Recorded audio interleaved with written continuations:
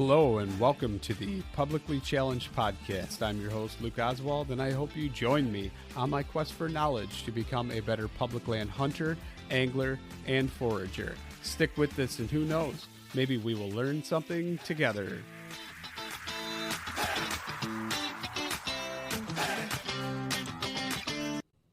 Welcome to another edition of the Publicly Challenged Podcast. I'm your host, Clay Bowers, and I'm here joined with Luke Oswald and Sam Thayer. Sam Thayer is a world-renowned wild foraging expert, and we're going to have him on today to talk about a different subject, a subject that I have known he is an expert at for many, many years, but most people do not, and that is hunting.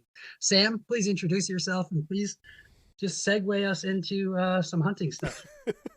Well, thanks for having me on, guys. And I didn't know I was an expert at hunting until right now.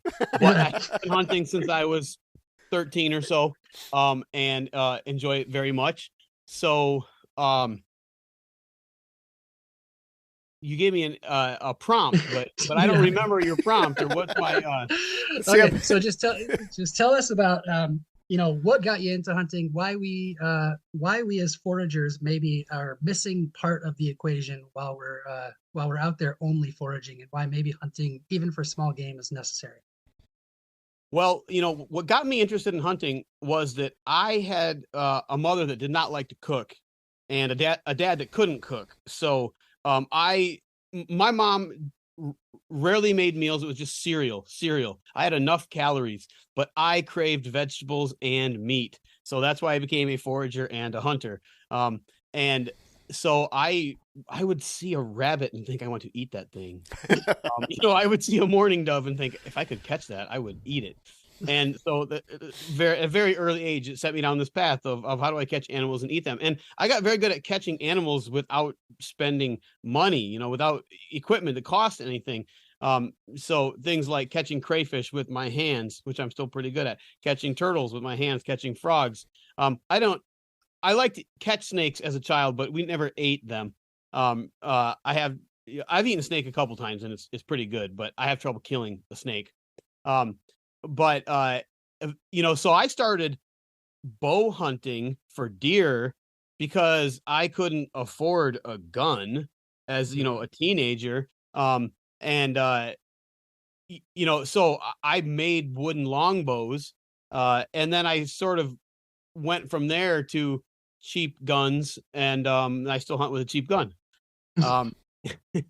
So I started hunting small game with a hand-me-down 16 gauge shotgun that was my dad's and my grandpa's before that. And then that thing, the stock was connected to the barrel by duct tape, literally. And it would misfire like half the time. So eventually I got this, someone felt sorry for me and gave me this single shot 12 gauge, which I hunted with until I was like, 21, and I had money to actually afford. I bought a 30-30 and then I bought a 20 gauge.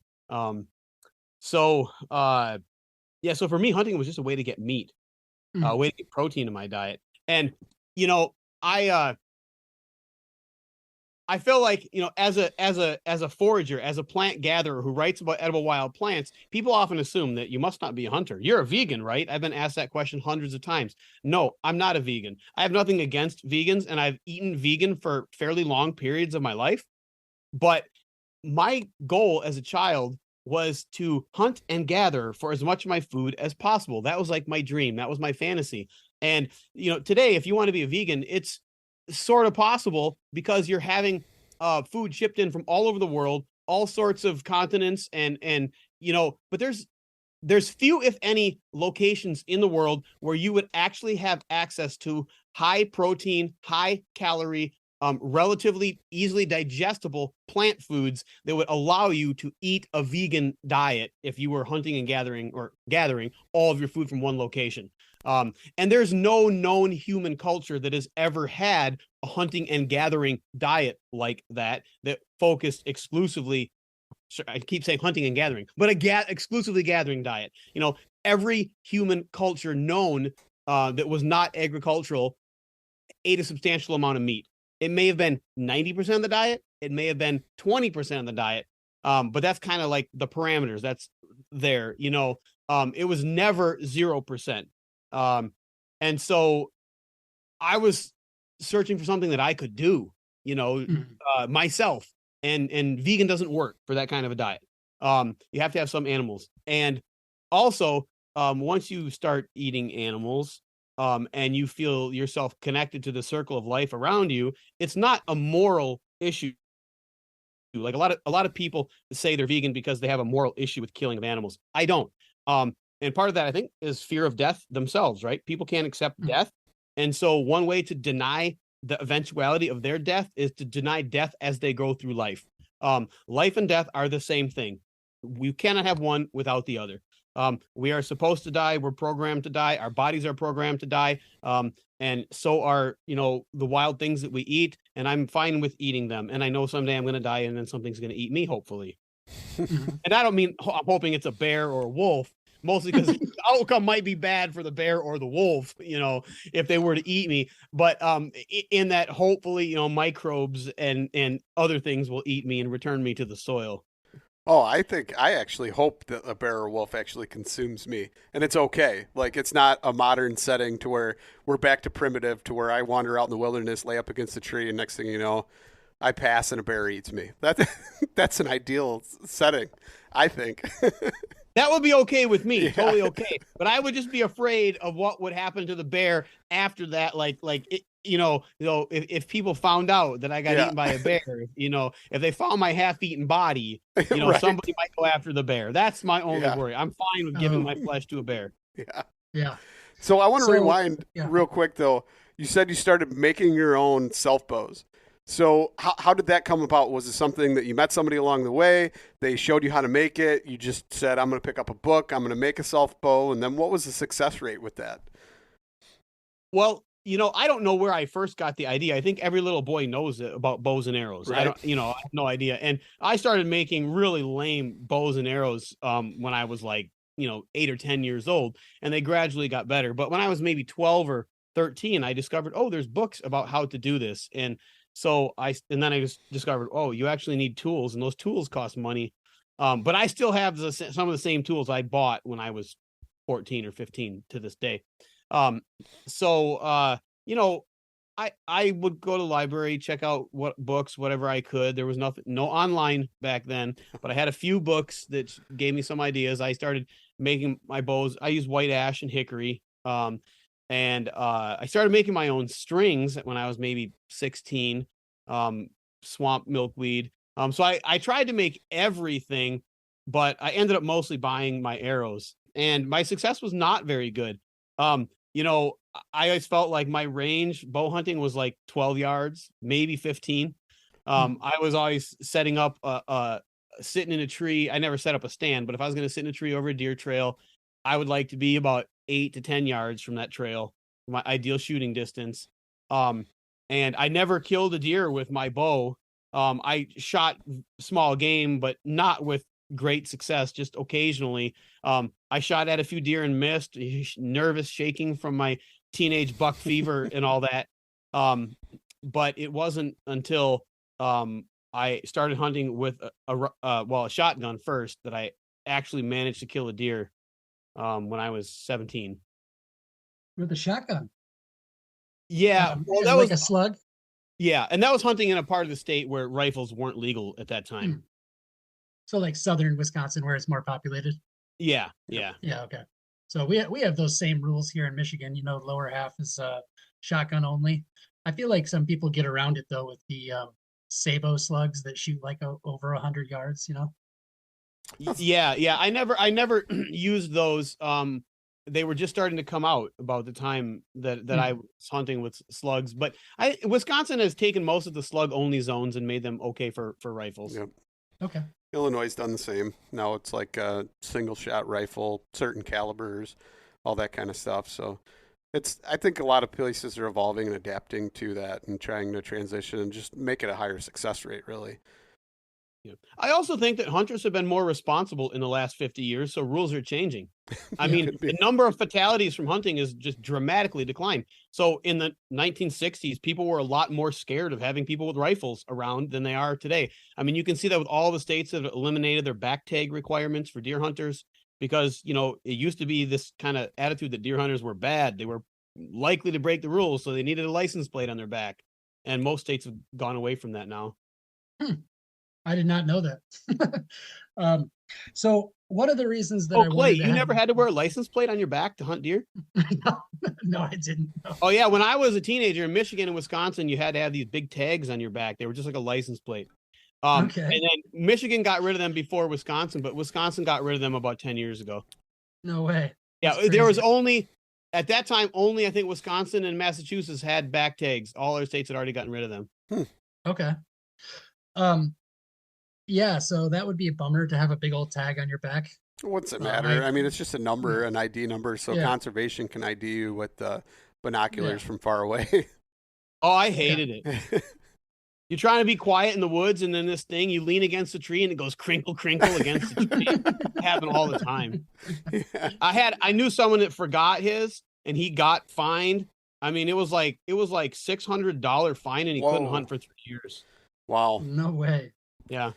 There's some places that I hunt that they make you wear orange even during archery season because other activities going on, and that always annoys me. But I mean, it's not like the deer notice it; it's just other people. So what's the big deal, right? Yeah. Well, but when you're doing archery, you don't. I don't know. At least me, I don't want to be like some things sticking out in the woods. Right. Yeah, I agree. Yeah. But Sam, so I wanted to have you on to talk about hunting, and specifically, I want to get your take on a couple things, right? Like, as you mentioned, people always think you're a vegan. We here in Michigan, and I'm sure you too in Wisconsin, you have a very large goose population. Both me and you harvest wild rice. Only there's way more rice where you are. And last time I checked, Michigan has the biggest population of geese in the country. Wow. And what I want to talk about is how goose hunting actually helps restore wild rice habitat. And I know I've personally had this conversation with you in the past. I just want other people to hear your take on it. So one thing, Clay, real quick, are you talking like Canadian geese specific, or snow geese, or what? No, Canada geese. Okay. Okay. Yeah. Well, Canada geese are more of like a subarctic bird, and they like low cropped grass or short vegetation. And they have repopulated or populated the northern United States to an extent that they hadn't previously. So, like, if we go back 100 years, there was not a lot of geese breeding in the upper Midwest. And, they're herbivores and they eat a lot. And one pair of geese can have 16 babies. And you have 16 geese on a bay in a small lake with wild rice, and they can annihilate it. And, of course, we see this in a lot of places where we harvest rice. And also, since European settlement, they've gotten rid of, 90% of the wild rice waters in Wisconsin and a larger percentage than that in Michigan. And so if you want to restore any of these bodies of water, then you have to seed in the rice. And it's nearly impossible to seed in rice on a lake that has geese. So if you have 20 acres of rice, a couple pairs of geese can't destroy 20 acres of rice. They can destroy 5. But if you're trying to establish it from scratch, like it's been, eliminated by people and trying to bring it back, the geese are not going to let you do that. So our normal goose hunting season isn't really set up well for like shooting the geese in May when they're having their babies, but really that's what's required. And during restoration projects, they're sometimes getting permission to do this because it's just impossible without it.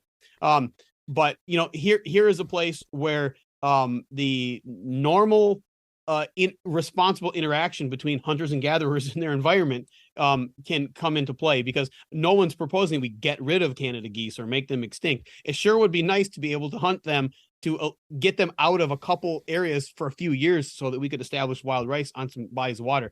I have a couple different bodies of water that I've been working on trying to reestablish wild rice in, and it's pretty hard with the geese. And also, surprisingly, with deer. White-tailed deer love to eat wild rice and so do elk, actually. Really? Yeah, I have one lake I planted rice in, and I went to check on it, and the deer were 1/8 of a mile from shore in water 3 feet deep. There's no way they could stand there, swimming around, eating the wild rice.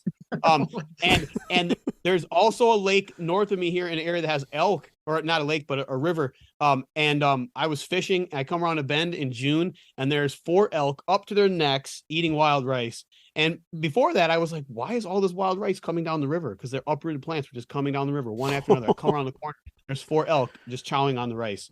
So at that vulnerable stage, it's really tender, and the herbivores love it. So you're talking floating leaf stage, right? Yeah, or early emergent stage. Okay, because I was going to say, for most of our listeners, they're probably not going to be aware of the life cycles of wild rice. So could you lay that out for people?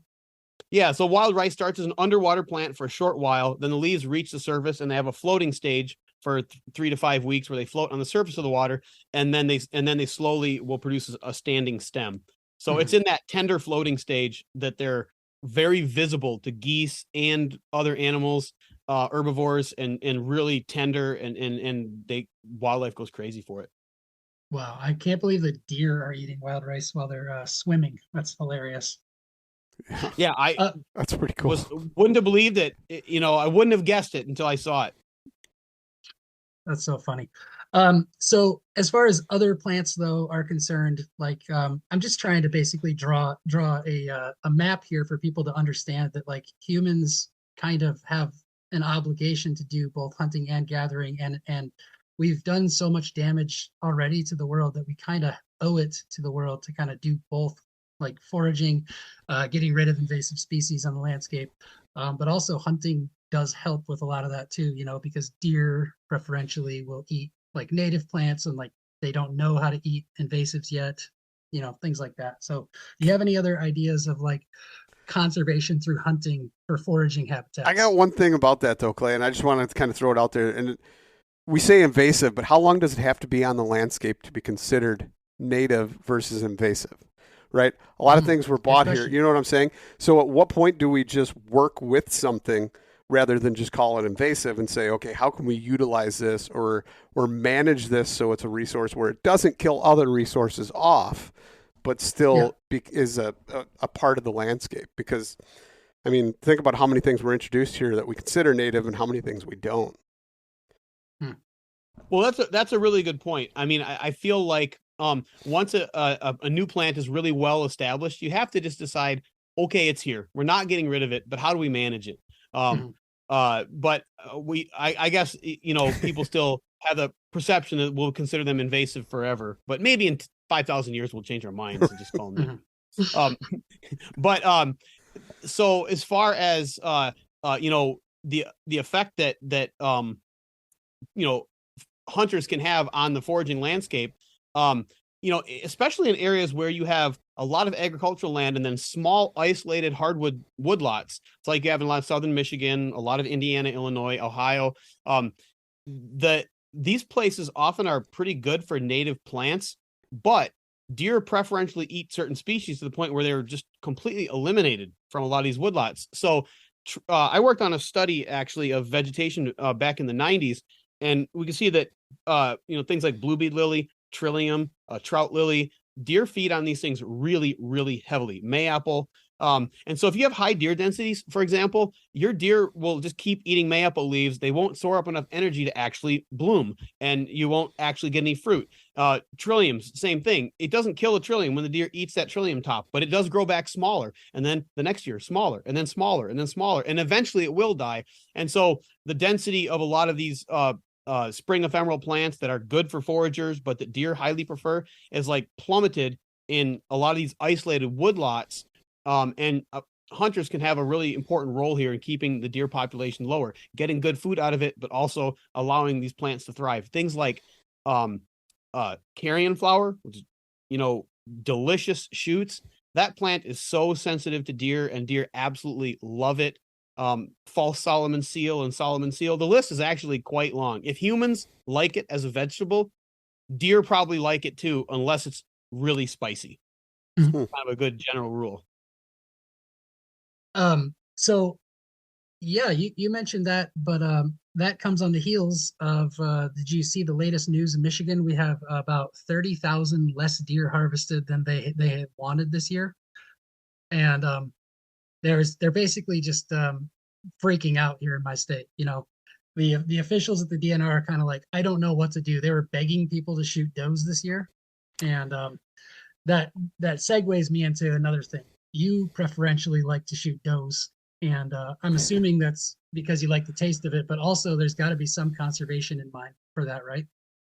Well, both things. And we have the same problem in Wisconsin. Not nearly as, this year, not nearly the kill of deer that they wanted. And of course, we have the people that want infinite deer, and they want no predators around. But I do like the taste of does better than bucks. And I have a cookbook from 1903, and it says that the time to eat bucks is from July through the 1st of October, and the does is after the 1st of October. And my experience with my friends that live on the Bad River Reservation, eating deer harvested various times a year, is that bucks do taste a lot better in late summer and early fall. But when they start losing weight around the rut, their flavor goes way down. And they're not all, I'm not saying they're inedible. I've had a few that were inedible. I shot 2 in my life that I was like, this is terrible. I am force feeding this to myself. Yeah. And most experienced hunters have had 1 or 2 experiences where they shot a bad tasting buck that they didn't want to eat. I have never shot a bad tasting doe that I didn't want to eat. So for me, when I'm hunting, I do a lot of tracking, and what I prefer is if I find the tracks of a doe with 2 fawns, I'm like, that's my best chance to get meat, and it's the best meat. That's who I'm following. Only time that I follow the track of a big buck is if it's the only fresh track I see.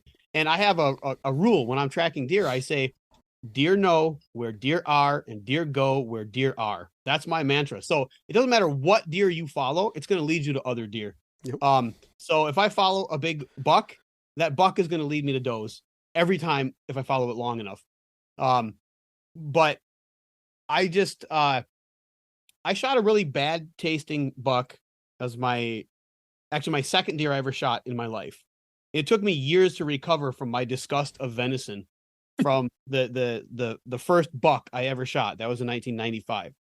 In 2004, I shot another bad tasting buck.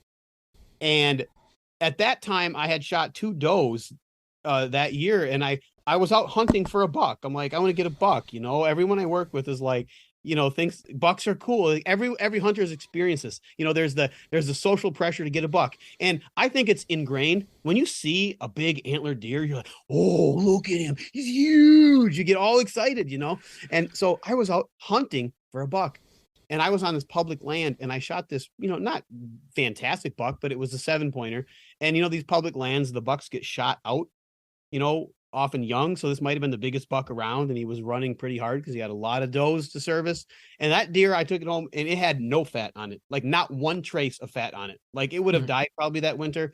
And it's worth it, I guess, if he fathers 25 fawns that fall, it's worth dying for it, but there was not a trace of fat on its body. And that meat was just horrendous. And after that, I was like, I'm kind of done with this buck thing. Like, I don't need it. I don't need it. And it was weird because 2 years later, I was hunting opening day, and I had a spot very well scoped out. And I was like, the deer they seem to come here in the morning and or the evening. And they took this path out of these hemlocks. There's this isolated apple tree at an old homestead. I had permission to hunt there.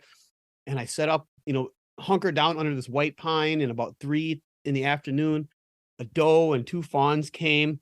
I shot the doe, and she fell very close to me. The fawns ran down the hill towards the apple tree, and I just was waiting because they often will come back. Well, 5 minutes later, I'm like, oh, they're coming back. They're coming back. And so I get my gun up, I get ready, and here comes up the hill is a big 10-pointer and 2 fawns.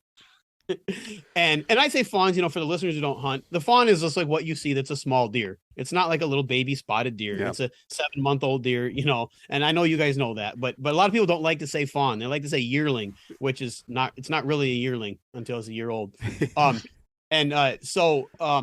So the fawns come up the hill, and I'm like, kind of the crisis. What do I shoot? What do I shoot? And then I shot one of the fawns, and the deer kind of scattered, and then there's a 10-pointer, and bigger deer than I ever shot in my life, and there's a fawn, and I just remember it happened real fast, and I was thinking, I only have, because I shot twice at the doe. I shot her once, and then she came over close to me and stood there. I shot her again, and she fell. I didn't realize I'd hit her the first time, but I hit her with both shots, like an inch apart. So I had one I had one bullet left, and there's a 10-pointer and a fawn. And I was like, the 10-pointer started running right towards me, like directly towards me on the trail that I was kneeling on. And I followed it with in my sights, and it got about 8 feet from me, saw me, his eyes kind of jumped out of his head, and it kind of ran off the side. And I was like, okay, thank God I don't have to shoot this ugly, big, nasty tasting buck. And then I shot the fawn. And then afterwards I realized, I was like, I just passed up a 10-pointer to shoot a fawn. And it was like, I was like, I guess I've made it, you know? Like, and I remember I wanted my meat to taste good. And it's like, I had enough meat. I didn't need this 10-pointer. And then the following year, I had a similar experience with the biggest buck I've ever seen while hunting. Not just similar in that this buck came over by me, and I was like, I'm not shooting a giant buck. I'm not going to force myself to eat one of those. Mm-hmm. And I just let it walk. And yeah, I've shot a few bucks since then. When I didn't have any meat, and I thought this might be the only deer I see, but I always preferentially shoot antlerless deer. No. Yeah. I always fill doe tags first, and then I chase the big buck, just as a pursuit of trying to see how big of a deer I can get. And what's crazy is I pass up. Clay gets mad. Him and I talk about it, but like I pass up a stupid amount of deer in hopes that I'll see a bigger one, or that I'll get on the tracks of one and actually isolate one, and then I never do. Yeah. What is Wisconsin thinking about doing the Earn a Buck program? You know, because like that would be kind of cool. I think honestly, I don't know why we haven't heard more about it here in Michigan, but you know, you have to shoot a doe in order to shoot a buck. A large section of the state that has a very high deer density had that for about 20 years, and people got pissed, did not like it. So they quit that about 10 years ago. No way. Yeah. Yep. So the whole southwestern portion of the state along the Mississippi River had that program for quite a while. Wow. That seems like a shame. Seems like that would be kind of a cool program that would actually bring a lot more meat to maybe like people don't want to have their doe, they could just donate it or something. I don't know, you know. But I am excited to talk to you about another subject that we talked about last time I talked to you on the phone, which was wolves. We just talked to, I don't know if you know Pat Durkin is. Yeah. Mm-hmm. He lives not too far from me. Okay, well, we had Pat Durkin on a couple of weeks ago. We haven't released that episode yet, but it'll be coming out soon. And we talked to him about hunters' perception of wolves versus the actual numbers of wolves in Wisconsin. And he said that essentially every hunter imagines there's about like 40,000 wolves ranging the landscape, but that it's actually not that true. There's not really that many wolves. And you said the last time I was talking to you on the phone that you like hunting deer in areas where there's wolves. So absolutely. I would love to have you elaborate on it. Absolutely. Well, one thing is wolves are professionals. You know, they know where the deer are. Okay. So if you are in the woods enough to know where the wolves are and you follow them, you will find deer. I mean, they're not wasting their time where there aren't deer. If you've ever tried to catch a deer without a gun, like with your bare hands, you realize it's pretty hard. So even if you could run a lot faster and you had sharper teeth, like still wolves have to be really good, and they can increase their chances by finding where there's good deer densities. So I happen to hunt in a couple areas of public land. I hunt, you know, for many years, and one of them has wolves. When Wisconsin opened its wolf season, all the wolves in this area were killed out. As far as I know, there was no wolves in our county for about 5 or 6 years. And we probably had 40 to 70 in the county before that.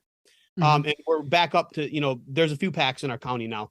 And I hunt an area where the wolves frequent, and it's one of my absolute pleasures to hear wolves howl while I'm hunting. But if you find where the wolves are hunting, the deer behavior is completely different. And one is they move a lot more or they move more during the day. Wolves are hunting more at night, not exclusively at night. And if deer are browsing particularly, they have to fill their rumen a lot of times to get enough calories. So they're going to be feeding all day long in areas where there's wolf activity. And although I always hear people say, if wolves come through and hunt an area, they clear all the deer out. Like, what do you think they do? Do they migrate to Kansas? Like, they don't clear the deer out. The deer run around. Mhm. I mean, it's not like they're gonna. It's not like the deer can go somewhere that the wolves can't go. Like, oh, they go to this swamp real far away, the magic swamp, but the wolves can't go. No, they just move around and they do find different cover. But I have found that the deer are very active, and also when they're dealing with wolves day after day after day, and hunters not very much. I mean, I hunt in places where I might be the only hunter that a deer is going to see the whole season. And so there's like, oh, this person. And they don't really like people, but it's like, it's not a wolf, Mhm. And so they're not as wary of people. They're worried about wolves. They don't want to run away from you, because if they run, they're afraid they're going to get scared to where a wolf is hiding. And you can kind of see this in their behavior. And so anyways, last year I shot 2 deer, 2 does, and both were in areas with very heavy wolf activity, like almost exactly at the time that I saw them. Like, one of them, there was fresh wolf tracks. I think the wolves scared this group of deer toward me. And then the other one, I was following wolf tracks into an area where I know there's a lot of deer feeding activity. And that's what led me to the set of tracks that I then followed to the deer that I shot. So yeah, I really like to hunt where the wolves are. And they're really good at finding deer. They know how to read the landscape. And they'll lead you to thick brush. Hunters don't like to hunt in thick brush. Well, most of them, but that's where the wolves go, because that's where the deer are, and that's where the deer move during the day. Thick brush. Never thought about that like that before, but yeah. So one of the things I wanted to ask you is, I saw, and I don't know, did you actually get out a lot this season, or were you too busy? I saw you did a post, I think it was on TikTok or something, where your kids went out and actually harvested a deer, and you said you were too busy. You were like building maybe a root cellar or something. Yeah, well, my son shot a deer during the early youth hunt, and then I shot one opening day, but I went 4 other days, did not get another deer this year. So I didn't hunt as much as I normally do, but I got out, a fair amount. Okay, yeah, I saw your kid got one though, and I thought that was really cool, and that was the first time I actually discovered that you did hunt, was through that TikTok. Yeah. I don't think it was a TikTok. Well, maybe whatever it Facebook. was. Yeah. My daughter shot one last year. And last year, the last day of season, I took both of my kids, because they just took hunter safety. I took them to this kind of wolf area where I shot 2 deer last year, and my daughter shot one. And my son was just too nervous. He had a great chance to shoot one. And he was just shaking. He had to get that buck fever thing out. Yeah. So he was not ready. He was not mentally ready. But this year we didn't see as many deer opening day, and they fizzled out. They didn't have quite the patience that I did. Yeah. So deer makes up a lot of the meat in your diet, but what other kind of like small game or things are you eating on a regular basis? Well, lately we've been hunting snowshoe hares, because there's no snow, and the snowshoe hares are white. So only a couple times a decade do we get a window like this. So we went out New Year's Eve, which is my wife's birthday, and I'm blessed. She likes to hunt. We go rabbit hunting. This kind of a tradition. That's her choice to go for her birthday, to go rabbit hunting. So we went for snowshoe hares, and we got 2. But the spot we went to doesn't have it's not a great spot, because closer to home. But then a few days before that, the day after Christmas, we went up to the barrens where we picked blueberries, where not a lot of people know, but when you get jack pines of a certain age, like 7 to 15 years old, oh boy, the snowshoe hares can reach unbelievable densities in that, especially when you get it mixed with hazelnut, blueberry, and maybe some green alders or something, and you'll just get incredible densities of snowshoe hares. So we got 9 of them. Wow. It's not fair when they're white and it's snowy. They're like invisible. They're like ghosts. You're like, I think I just might have seen one for a flash of a second. I don't know. And you just can't spot them. But when they're white and the ground is brown, then the tables are turned. You can actually see one and follow it. And so the hunting's easier. And they're about 1.5 times the size of a cottontail. So you get 9 of them. that's a pretty good amount of meat. Yeah. I have never successfully shot a snowshoe hare, and I'm sure you know this, but we don't have them in the Lower Peninsula. They I didn't know exist. that. Oh, okay. So You don't have any in the Lower Peninsula? I'm pretty positive there's not any except for maybe the very top county next to the UP. But I've gone actually specifically to hunt snowshoe hares in the UP, and snow everywhere. And like you said,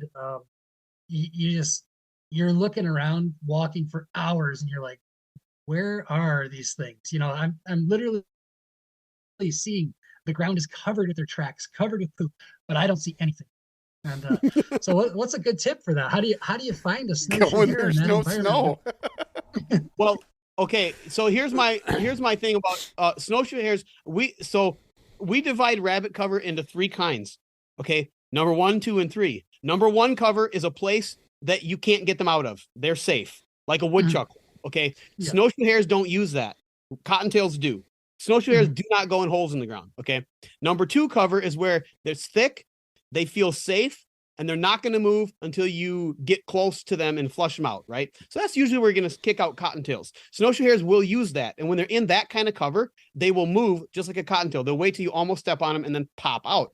And then there's a number 3 cover, loose cover, right? And this is where they're feeding, and they may just be sitting out in the open, and if they see you, they're going to leave, right? Kind of like deer. Now, snowshoe hares will live where there's only this loose, what I call number 3 cover, loose cover. And cottontails won't. They need that tight, heavy, thick, dense cover to live there. And so if you're hunting snowshoe hares and all you have is this kind of loose cover, you have to understand their behavior, that they are probably just sitting out exposed because they feel safe. They're white, and they're looking at you when you walk around, and they take hop, hop, hop, hop, hop, hop, and they're just staying 30 yards from you, and you can't see them. And so some people's eyes are good enough to learn to spot that. But in that situation, really, it's best to have 2 or 3 people and do like mini drives where one person sits in the densest cover. Somebody might do a circle around it to try to flush them towards that dense cover. Or if you have fresh snow, you can track them. They'll go in a circle, about a quarter-mile circle. Or look for the different type of cover. Look for that really dense cover. Like the best thing is if a spruce tree or a white pine falls and it's surrounded by that loose cover, there's going to be food and population in the tracks, and the turds will tell you there's snowshoe hares around, but they're going to like to sit in that fallen top, that unusually dense patch of cover. Or maybe it's a patch of cedars on a hillside where there's a little bit of sun. It's just real dense, or maybe it's young balsam fir. And then they may act like cottontails and then just pop out of there. You might get a running shot when they're coming out of that cover.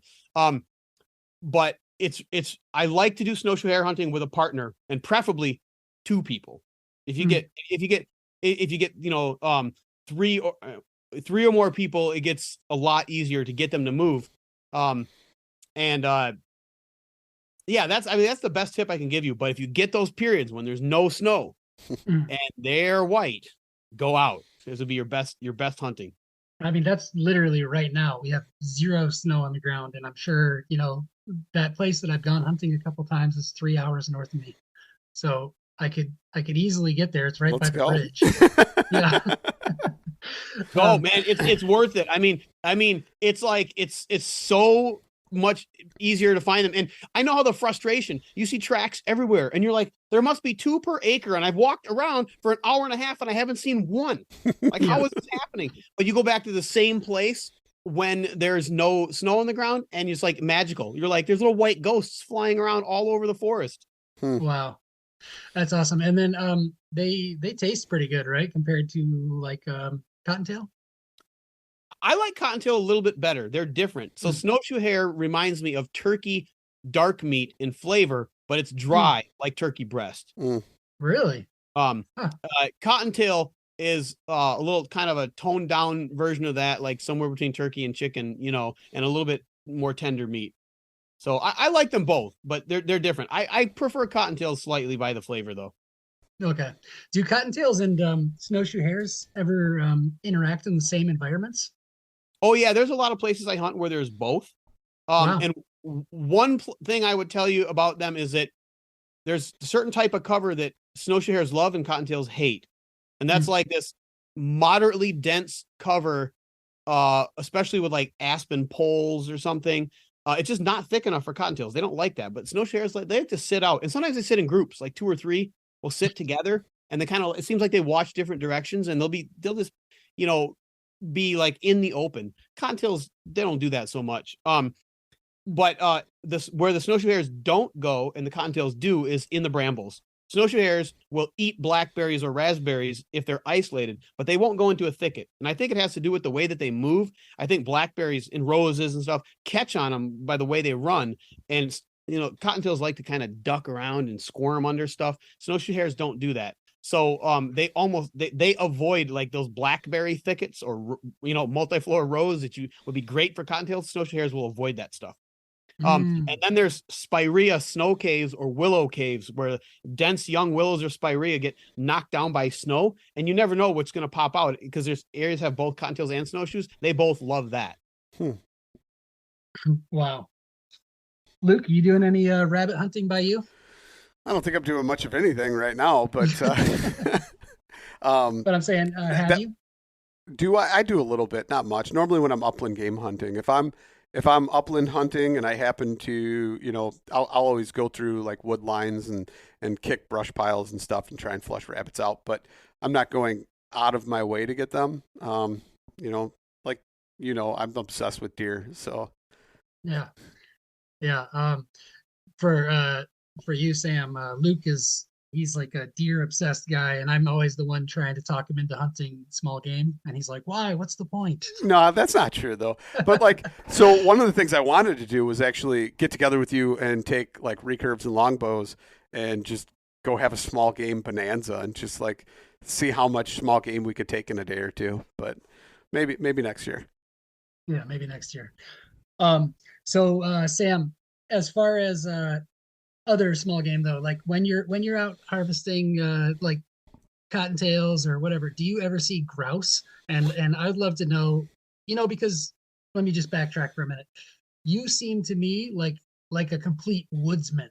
Like, so I know most people think of you, like as we said in the beginning, like a forager, but to me you seem like a woodsman. Like you seem like you would just know exactly where to go for each species and like how to find them. One of the things that I haven't gotten into, but I would love to in the coming years, would be like grouse hunting.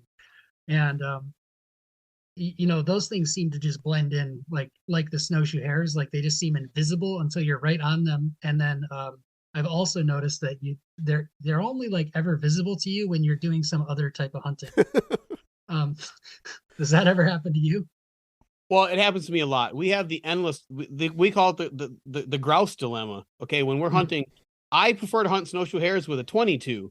I'd rather shoot 2 of them with a 22 than 3 with a shotgun, because the shotgun damages the meat. I like the nice clean shot with a 22. But then I can't legally shoot a grouse with a 22. And even if I wanted to break the law, it's not very easy, right?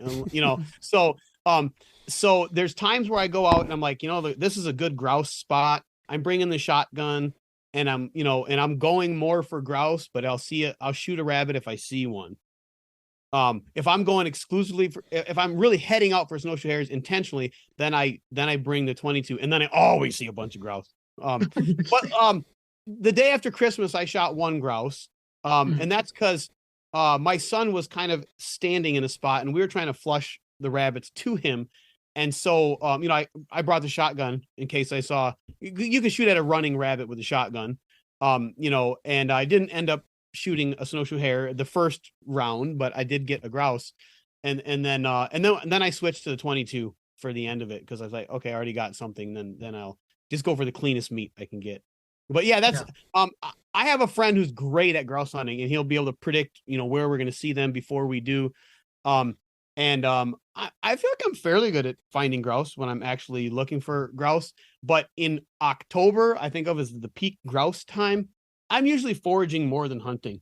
You know, I switch to hunting more when the snow is on the ground mid-November, and then I focus on hunting.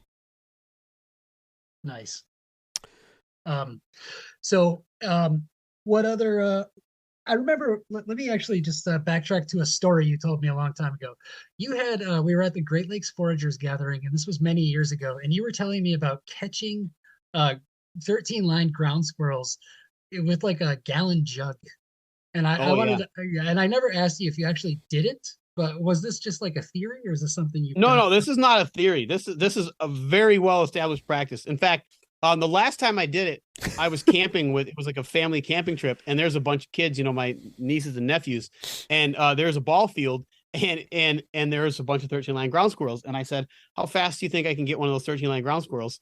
And I don't remember what times how long they guessed it would be, but I got an empty milk carton and filled it up, and I think it was like 13 seconds from the time they said go. I had one in the milk carton in 13 seconds. So Wow. like when I was a kid, we did this as like a hobby because it's free. You just need an empty milk carton and some water, and we would catch 10 or 15 in like an hour sometimes. More often we catch 3 or 4 and get bored with it. But Mhm. so the key is you need to so just take a full gallon and then find a 13-line ground squirrel that is standing out. Like, don't go up to a burrow, but actually chase one down the burrow and at full speed. And when they go down that burrow, about 15, 20 inches down, they have a little side tunnel that's where they turn around. So they go in and they just wait, and then they turn around and they'll come back out, 10 minutes later. Is it safe? Or 5 minutes later? But if they're deep in their burrow and you put water in the burrow, it's never going to flood them out, because they don't build burrows in a place where the burrow can be flooded out in normal circumstances. But that turnaround hole you can easily hit with water, and the moment you hit it, they come straight out.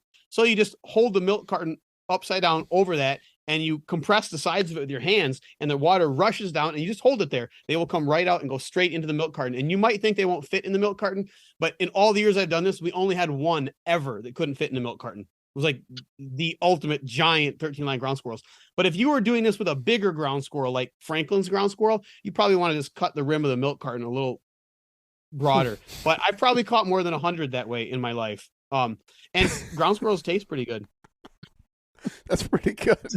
I've always heard of taking legal. taking a 2x4 and putting it on a bucket and putting like a couple gallons in a 5-gallon bucket and put a handful of seeds on top, and they'll jump in thinking they can get the seeds, and then they just drown in the water. And you can catch. I had a buddy get like 15 of them in a day doing that too. Yeah, that method works very good for getting rid of flying squirrels too. No Like kidding. if you had some that were living in your roof, for example, and you needed to get rid of them because they were wrecking your insulation or something. I love flying squirrels, but occasionally you need to get rid of flying squirrels. In fact, a 5-gallon bucket with water in it with like 8 inches of water, we just call those flying squirrel killers. Because in our house, we're like, be careful, don't leave buckets of water like that, or by the sugar shack, because you're likely to wake up and just find a flying squirrel dead in it in the morning. Wow. Really? Yeah, they just let go in a 5-gallon bucket and then they can't get out. And Have you ever had a flying squirrel drown in some maple sap then? yes, many times. Wow. Yeah, it's a regular occurrence for people that do maple syrup with buckets. It's a regular occurrence to have I would say regular, like it's every day, but like, yes, this has happened to pretty much everybody who does maple syrup on a large scale with buckets. Is sometime they come out to empty their sap and there's a drowned flying squirrel in a sap bucket. Wow. No way. Yes. Yes way. And those are obviously that's not a game animal, so you Right. couldn't eat them. But I'm sure people would have, maybe. Or are they like the size of a mouse? I've never actually even seen a flying squirrel like in person. I've only seen them flying like right as it's getting dark. They're like the size of a chipmunk. I mean, they're not really worth cleaning up for eating. Yeah. I mean, Okay. 13-line ground squirrels are a lot bigger, and they're like the margin of like, I wouldn't go for anything smaller than a 13-line ground squirrel. Yeah.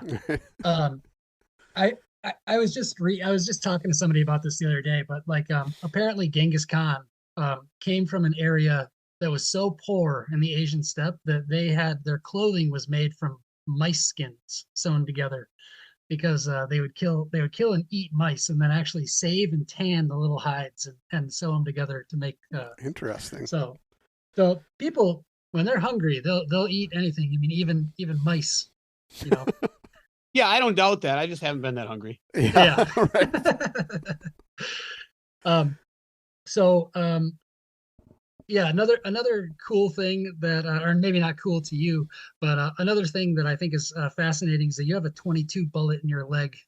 Um, I would love to hear that story on the podcast if you're willing to tell it to us. Yeah. So, okay. I got married when I was 18. My ex-wife and I, for a while, right about the time we split up, when we were 19, 20, we were living in her parents' cottage, and there was this red squirrel that was getting into the roof of the house and waking me up at night. So I was trying to shoot the thing, and so I had this loaded 22 by the door, and then I would, pop outside and try to shoot that squirrel, and it would disappear into a hemlock tree or something. And then one day her parents came over, and she said, "You better put the gun away. My mom will be mad if the gun is out when she walks in the house." So I just took the gun and I pulled the clip out and I threw it in the case and put it in the closet. Well, I never pulled that one bullet out of the chamber. And I didn't know at that time that, like 3 weeks later, my wife would leave me, and then we were going to get divorced. And then that 4 months later, I would be just moving into an apartment in Ashland, and a friend would be driving me back, and we would pick up all my stuff that was stored in the closet at her parents' old cottage. And so I had a 20 gauge and a 22, and we threw those in my friend's truck. We came back to our apartment, and then we sat down together on the like one chair we had. It was like like we were right next to each other, and it was like a chair we got out of the garbage. It was like a love seat, but we weren't really in love. And he was sitting right next to me, and I picked I had both guns on the floor. I picked the 20 gauge up, and I checked to make sure it was unloaded, and then I cleaned it. Because in those days I used to clean my guns. And then he said, "Do you mind if I check out your 22?" And I remember that he had told me he had hunted before, so I thought he must have common sense with guns. So he picked up the 22, set it on his lap, and pulled the trigger. And he was sitting right next to me. I mean, the barrel was just pointed right at my leg. So I don't know how many details you want of the story. So, so he shot at me at point blank range, and it went into my right leg. It hit my femur. It shattered the top of the femur and then cracked it diagonally. And then the bullet continued, and it hit the skin. And if you've hunted, often, bullets like to stop under the skin. It followed the skin around a little ways and then stopped. So it's under the skin, kind of on the inside of my right thigh, about 4 or 5 inches above the knee. And it's still sitting there. One, I didn't have health insurance at the time, but two, I guess they don't generally remove bullets unless they're, at a place where they're likely to cause problems. And a bullet under the skin of my thigh is not a problem. So, it's still there. So every time you fly in an airplane, you have to tell that story? No. They've never said anything about it. I mean, it's lead, it's not magnetic. Yeah, right. No, I know. So no one's ever asked me about it as far as getting on a plane. You're like this. The interesting thing is how time slows down in a moment like this. Because when the gun went off, I was like, "What was that?" Oh no, that was the gun going off. And then I was like, "Oh no, I left the bullet in the chamber." I'm like, "Why did he pull the trigger?" And then I was like, "I know it's irresponsible for me to have left the bullet in the chamber, but damn it, why did he pull the trigger?" And then I was like, "Well, maybe he didn't hit me." And so I look, and I didn't want to believe, So I looked the way the gun was pointing, and I'm like, "Well, maybe there's a hole in the wall. Maybe he hit the wall." And I'm like, "I hope we don't lose our security deposit. We just moved in." And then I looked, I couldn't see a hole in the wall. So I was like, there's no hole in the wall. So I guess that bullet must be in my leg, because it really is pointed right at my leg. I didn't want to look. So then I looked, I'm like, yep, it's pointed right at my leg. And I'm like, but I can't see a hole in my leg, no blood, nothing. And I'm like, so what happened? It doesn't hurt. And of course, all these thoughts, they took like 2.5 seconds, maybe 3 seconds. I don't know. And then, but it was like all time just slowed down. And then I looked at my leg, and I was like, I saw the tiniest red dot. And I was like, oh, there's the blood. No denying it anymore, Sam. That thing is in your leg. And then I reached my hand down, and I touched the little red dot where the blood was, to see if it really was blood. And as soon as I touched it, this wave of pain through my leg, and it was like, and then I was like, put my hand on my leg, and I tried to step over to my mattress. I didn't have a bed, but I had a mattress on the floor. And And I was like, oh, you shot me. And he was like, yeah, right. Shut up. It's not even funny.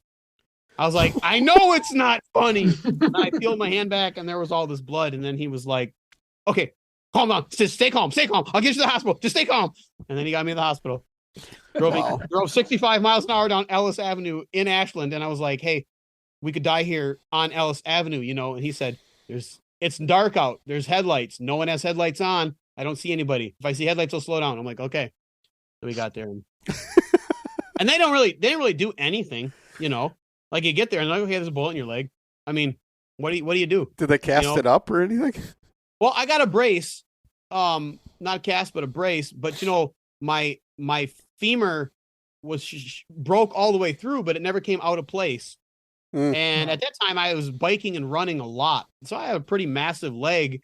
And they said, you know, your musculature and all your connective tissue will probably just hold that perfectly in place.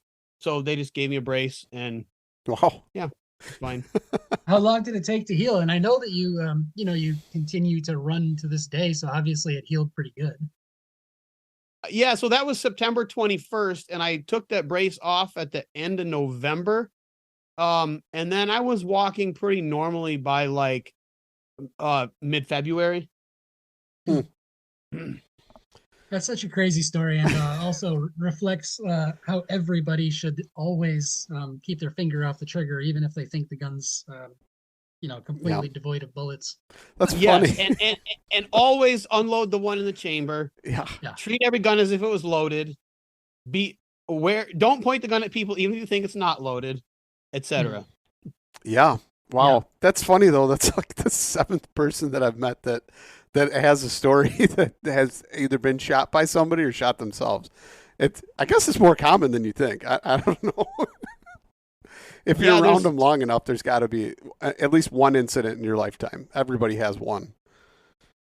Yeah. Well, I have an uncle who accidentally shot himself in the head with a 12 gauge. Oh. Well, they were shooting snakes, and he shot a snake and then tried to smash the head with the butt of his 12 gauge, and the gun went off on impact, and so it shot him in the head. Wow. Is he alive? Well, he committed suicide later. But he lived through that, but it was pretty severe, pretty severe. And I have another friend who has a pellet from a pellet gun in his heart. In his heart? Yeah. Wow. So he didn't do that himself, but that's people think, oh, it's just a pellet gun. Yeah. And somebody shot him in the chest with the pellet gun, and it went through his chest right into in the wall of his heart muscle. Wow. No way. That's scary. Man. So on that note, let's change it a little bit. Yeah, let's change subject. Let's get brighter. So one of the things I want to ask you, so you hunt, you forage. What is the best combination of the hunting and foraging that you put together that you like as a combination of two foods, bring them together? Oh, soup. I mean, that's not one recipe, but it's just like you can take so many different forage foods, and virtually any meat you have, you can make a great soup out of it. And it's just such an easy way. And people are pretty accepting of soup. They're not, so if I'm serving it to someone, I say, hey, try this soup. They can take a tiny amount or a big amount. They can take a tiny amount and be like, oh, that's good. And then, take more. But a really common recipe I like is like squirrel, gray squirrel, most often. Take like 2 or 3 gray squirrels and cook them in enough water to cover them, but no more, for a very long time till the meat slips off the bone. Then take all the meat off the bone, and then I'll cook wild rice with grated onion, or you could be finely chopped wild leek, and then grated parsnip cooked with the wild rice.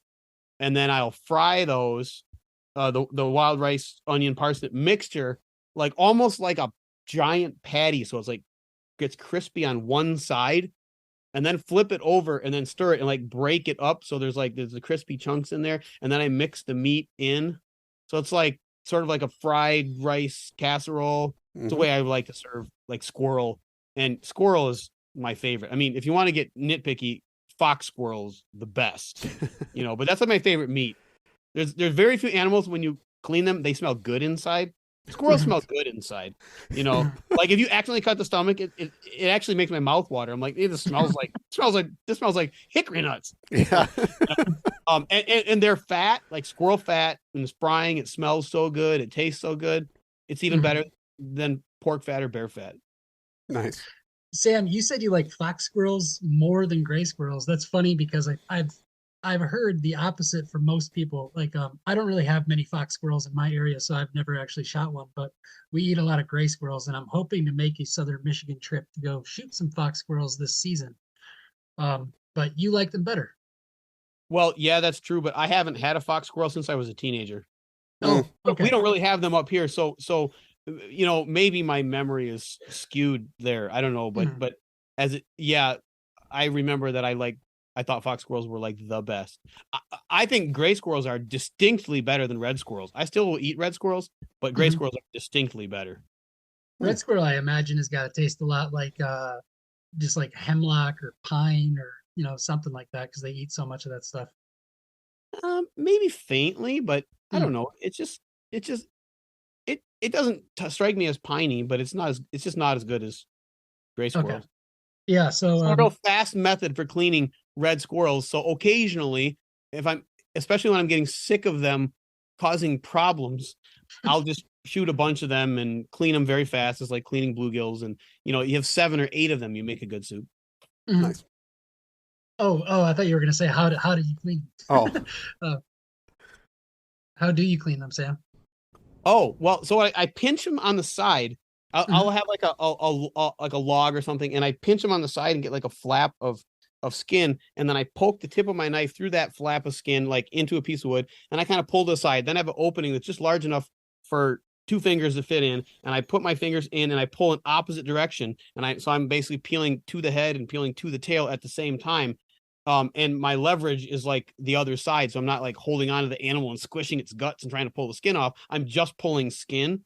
And then when I get almost to the end, I have a little hatchet, and I'll like chop each foot, cut the tail with a knife, chop the front feet, chop the head, and like that's it. It's clean. Wow. I mean, it's really, really fast. And so like I can clean 10 red squirrels like that. It takes me as much time as it took me to clean 1 gray squirrel, like when I was 14 and I was, trying to skin them like you skin a deer.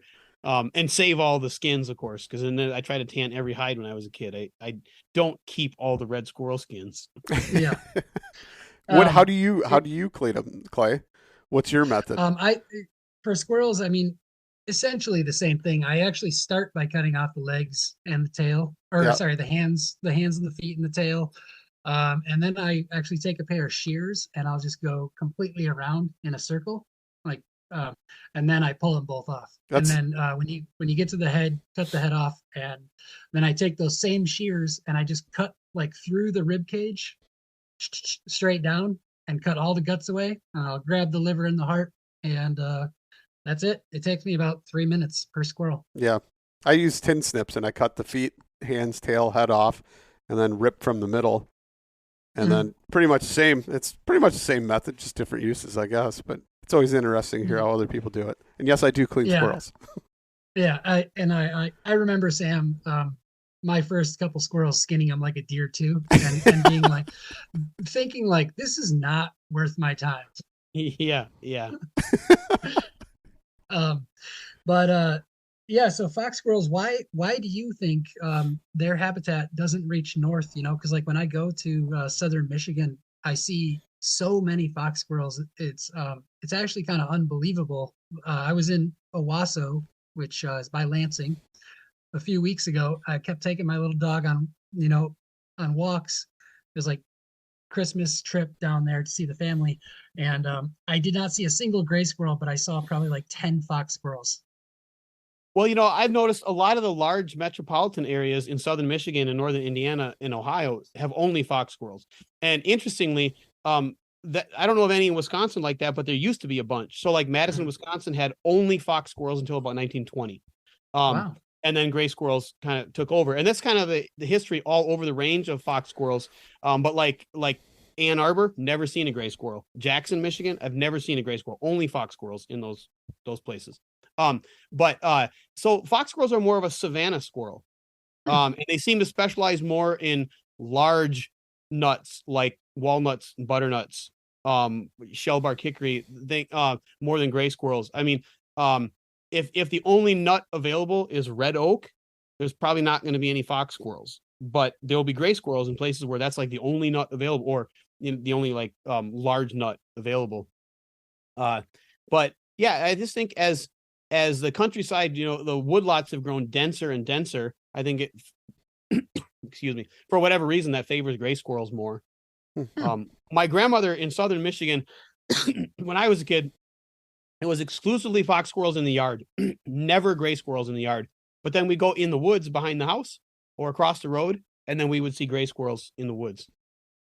Okay, that makes a lot of sense then. So if they're more of a savanna type species, then they're contrary to popular belief, there's like more forests, closing in, not these like open forests that used to exist. Then yeah, I guess there would be more gray squirrels. Yeah, I mean, that trend is seen in all sorts of wildlife. I mean, the decline of bobwhite quails and cottontail rabbits in southern Michigan, southern Wisconsin, throughout most of the Midwest is directly related to that. And of course, you could list 100 different plants that have become rare because of the forests closing in, and birds, whippoorwills, grouse, same thing. Just we have a lot denser forest than we used to have. And but that's probably due like to younger forests, right? That are growing a little bit more densely, or is that because of fire suppression? Is that because of people just not managing the land like they used to? It's both fire suppression and this regrowth of dense young woods. It's both things. Probably more fire suppression. Southern Michigan burned fairly regularly and had a lot of oak savannas or sparse oak woodlands that might burn light ground fires every 3 to 7 years, and that just doesn't happen anymore. And so we have a lot of plants and animals adapted to that are just disappearing. Yeah, I know the land that the Great Lakes Foragers Gatherings on, Frog Holler Farm. He what's his name? God, I can't think of his name right now. Jeremy was telling me that whole land, or all of southern Michigan, used to see these like land assessments, and they used to call them open woods. And he said that was their like terminology in the day for like kind of like a prairie setting, like where there'd be like sparse trees. And I just imagine like in my mind like that being like this really beautiful place that I just want to be in. It seems like very abundant in both plants and animals. And I've heard you talk about this in the past, but like that would be like a very abundant ecosystem, correct? Like far more abundant than maybe we think. Because like I know that there's this perception, and like when you get people into foraging, they think like, oh, I just want to go to the deep dark woods, and like that's actually like surprisingly low in biodiversity. Yeah, those fire maintained landscapes, sparse woodlands and oak savannas, those are probably the best foraging environments in North America, whether they occurred in the Midwest or in the South, or even in California. I mean, where that landscape repeats itself, it's very biologically productive. And then there's a high portion of that productivity that's food plants. I mean, those are great foraging environments. And, they naturally occur, but also, I mean, Native Americans were managing huge parts of North America through fire to create these optimum conditions for wildlife and for plants. It's ironic that between like 1930 and 1970, there was so much emphasis on reforestation and saving forests. And not that that's not important, but that was when we had the opportunity to save these grasslands and savannas that were being destroyed. At that time in 1930, we had a lot of really nice grasslands and savannas left, and we ignored them until about 1970. And we're like, hey, maybe we should manage these a little bit. By the time we were on the ball, they were already mostly gone. Yeah. That's like such a major bummer, but like what can we do? So like there's a guy on Instagram that I follow. He's like from the South, and he does a lot of prairie restoration stuff. Yeah, Kyle. Yep, Kyle. Okay. That dude is talking about how he'll just do burns, and then all of a sudden, like the seed bank is still in the soil, and those flowers and all these plants will just start to show up. I mean, is that going to happen everywhere? What if you have like a woods that's been that way for 20 years, and then you cut it all down and burn it? Does that have the potential to become a prairie ecosystem again, or no? It depends, right? So it depends on the history of the specific site and how rapidly it's grown in. Some of the plants will have seeds that will be in the seed bank, others will not. But there's a lot of places where that kind of management can still happen to great benefit. But it's expensive and it's difficult, and there's a lot of decisions that need to be made. And so there's not like one easy answer. But if I owned a wood lot in southern Michigan or southern Wisconsin, I would definitely be figuring out how to manage it appropriately with fire and with human caused disturbance, because we can cut wood and do other things to affect the same results mixing it with fire. There's a local old Christmas tree farm right in downtown Traverse City. It's at the Grand Traverse Commons, and in the last couple of years, there's been this mega homeless camp. And one of the first things I noticed is that it used to be that it was completely unnavigable. You couldn't walk through this place, and there was no sunlight to hit the soil.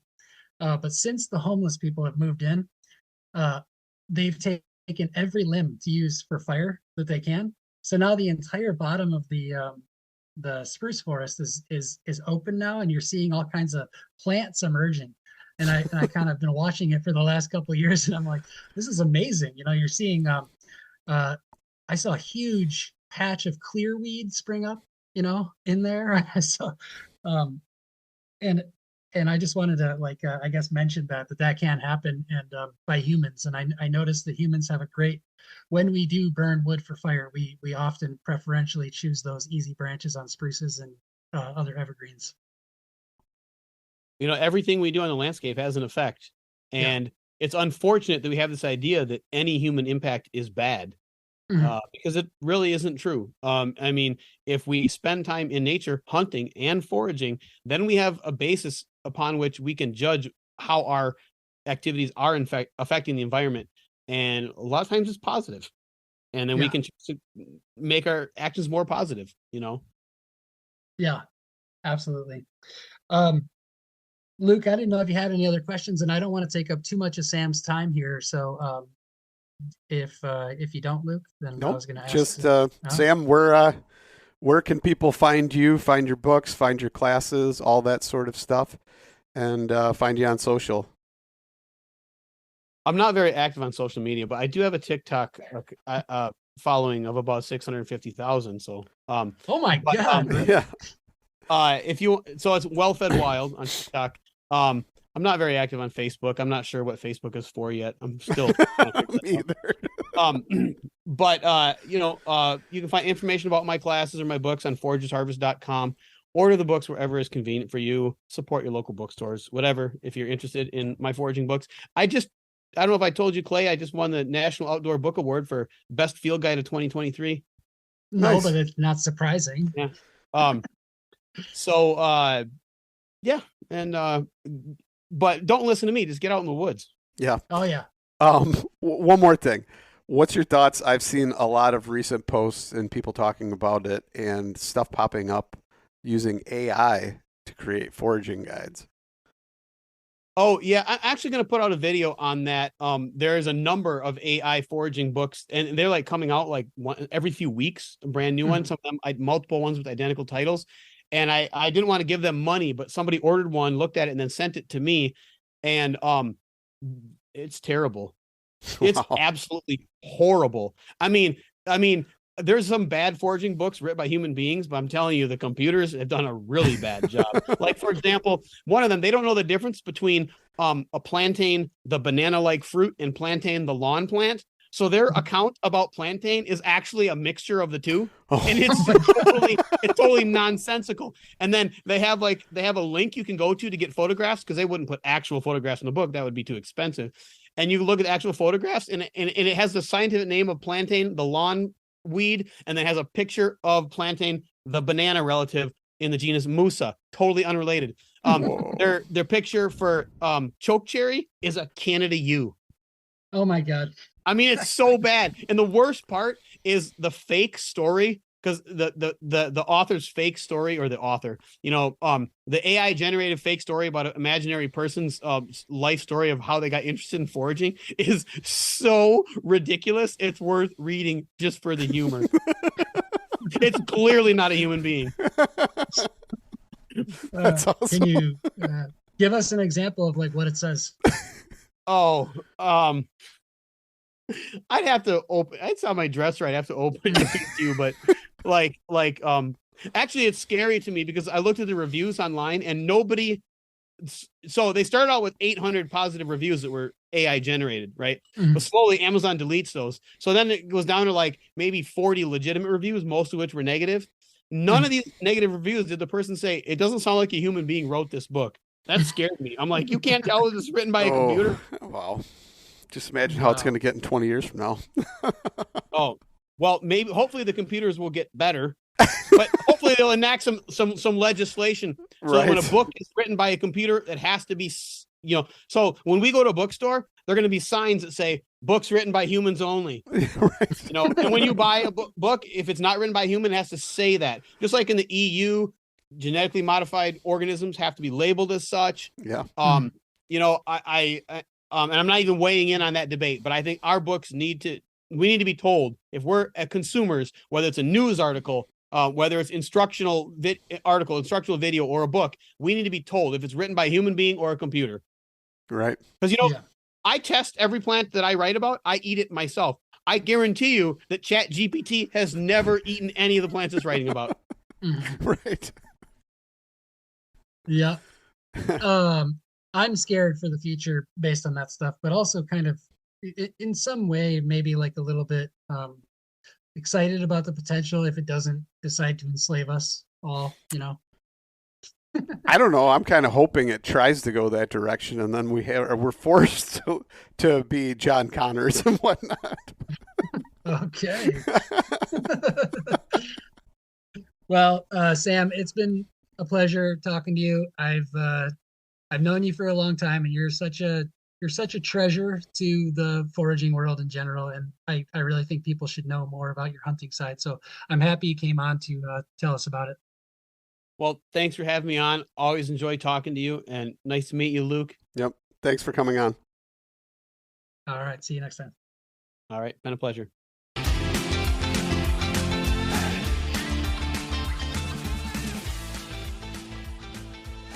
And once again, thank you so much for listening to the Publicly Challenged podcast. I hope you enjoyed the show, and if you did, please subscribe on whatever platform it is you're listening to.